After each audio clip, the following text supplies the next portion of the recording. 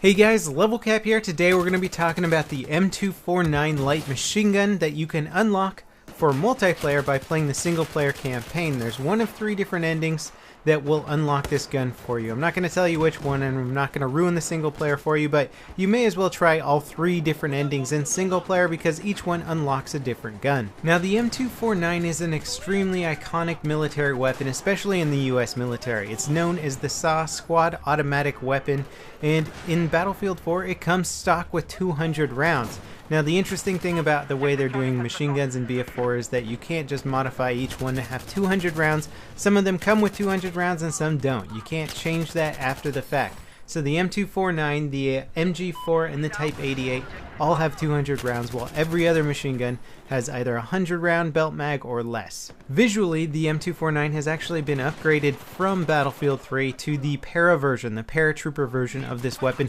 with a collapsible stock, which I think makes it look a lot cooler, and it's supposed to suggest that it's a lighter weight, more versatile weapon. And I gotta say, it certainly is in Battlefield 4. One of my favorite features of this gun is that it has an 800 round per minute rate of fire. Combine that with a 200 round box magazine and you can dish out a massive amount of damage before you even need to think about reloading. Now, one of my favorite stat updates from Battlefield 3 to BF4 is the fact that all machine guns have gotten massive improvements across the board, and the M249 certainly got a huge upgrade from BF3. Now these charts here are from simthic.com. The one on the top is the new Battlefield 4 M249. The one on the bottom is the Battlefield 3 M249. The first thing that catches my eye is the damage drop-off chart. You'll notice that they both start off with 25 damage maximum, except that the old school Battlefield 3 one ended at around 50 meters damage drop-off. The new one ends at around 65 meters for the new damage drop-off, which means the M249 is going to be doing a lot more damage at range per shot versus the old model. And this holds true with most of the new machine guns, and it's kind of exciting because you would think that a machine gun should be a very effective weapon at longer range engagements. It's a support weapon, it's not meant for close quarters necessarily, so you gotta give it some decent damage at range. The next big change is the recoil. Now the side-to-side recoil is for the most part on the same level. You do get a slight reduction in side-to-side recoil on the new one. The vertical recoil, however, has gotten a pretty significant reduction from 0.4 to 0.325. That might not seem like that much, but at 800 rounds per minute, it's going to make it significantly easier to control just by dragging the mouse ever so slightly, or the control stick, thumbstick, in console player situations. But the big thing on the actual recoil control here is the first shot multiplier. You'll notice down below in Battlefield 3 you had a 2.2 first shot recoil multiplier, meaning the first shot is going to recoil twice as much as any other shot, or 2.2 times more. The new one is only 1 times, meaning your first shot isn't going to recoil any more than the follow-up shots. I really like this update because machine guns, light machine guns, are heavy weapons. They're not technically going to have a huge amount of recoil on that first shot versus any of the follow-up shots, so this is going to make it a lot easier to control and maintain your sights on target after you start firing. You might notice here, when I stop firing and start firing, you're not going to see my gun jolt significantly. Now these changes are great, they're huge, they're phenomenal for making this gun better,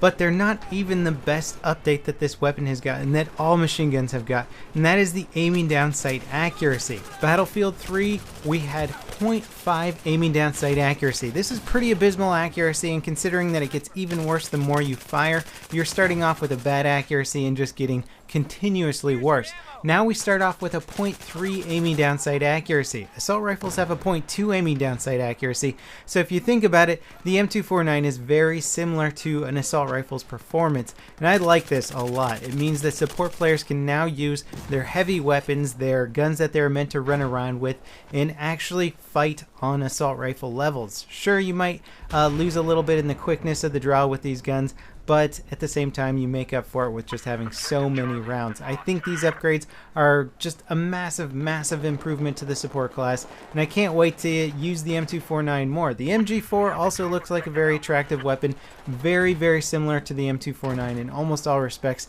except that it has a slightly different recoil pattern. Now how about the attachments for this weapon? The hollow sight seemed to be working out just great for this gun. You can unlock some of the more advanced sights later on. It will take a while, but I think for the lifetime of this gun, at least ranking it up, the hollow sight is going to work perfectly. If you like laser sights, I recommend it for this weapon to make your hipfire a little bit better.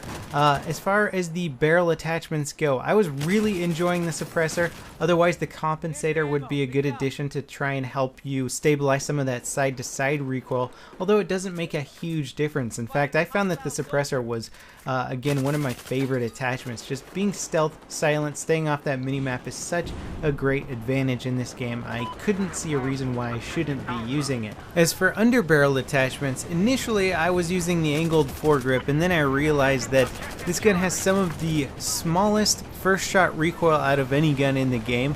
So using an attachment that reduces that first shot recoil is almost meaningless on this weapon. It's not that it doesn't do anything, but what it does is so small that you would probably be better spending your underbarrel attachment with an ergo grip or perhaps a stubby grip. Now if you use an ergo grip and the laser sight in combination, you can actually give this gun some pretty beast hipfire, which is great for some of the CQC environments.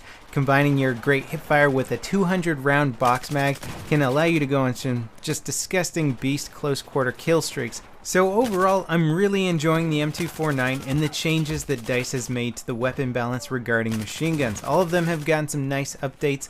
I think you'll find that the heavier light machine guns like the PKP and the M240 Bravo are got some really nice upgrades. Also, they perform really well, and I'm looking forward to reviewing those weapons and trying out pretty much all the light machine guns. But I will tell you that if you play the single player campaign, unlock the M249, you're in for a treat. This gun just performs awesomely. It's so much better than the Battlefield 3 counterpart. Really a different gun entirely in terms of just how effective it is for all forms of infantry combat. We have a ton of new weapons available in Battlefield 4. So many things to learn about the guns, the way they perform, and I'm going to try and get through that in a timely manner, but also a time frame that makes sense and sort of allow myself to really become a master with the weapon before telling you guys about them and making sure that I really know what I'm talking about before putting together these weapon reviews. So as always, thanks for watching guys, and I'll see you next time. This is Level Cap signing off.